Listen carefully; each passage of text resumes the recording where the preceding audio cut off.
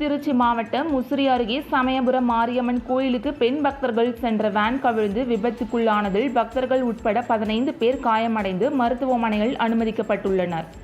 நாமக்கல் மாவட்டம் மோகனூர் ஒன்றியம் பாலப்பட்டி கிராமத்தை சேர்ந்த அம்மன் பக்தர்கள் 15 பேர் தனியார் வேன் ஒன்றை வாடகைக்கு எடுத்துக்கொண்டு திருச்சி மாவட்டம் சமயபுரம் மாரியம்மன் கோவிலுக்கு வந்து கொண்டிருந்தனர். அப்போது வேன் திருச்சி நாமக்கல் தேசிய நெடுஞ்சாலையில் மேக்கல் நாயக்கன்பட்டி அருகே வந்தபோது ஓட்டுநர் சரத்குமாரின் கட்டுப்பாட்டை இழந்து சாலையின் சென்ட்ரல் மிடினியில் மோதி வேன் கவிழ்ந்து விபத்துக்குள்ளானது. இந்த விபத்தில் வேன் ஓட்டுநர் உட்பட 15 பேர் காயமடைந்தனர். இதையடுத்து அவ்வழியே சென்றவர்கள் உதவியுடன் காயமடைந்தவர்கள் நாமக்கல் அரசு மருத்துவமனைக்கு சிகிச்சைக்காக அனுப்பி வைக்கப்பட்டனர்.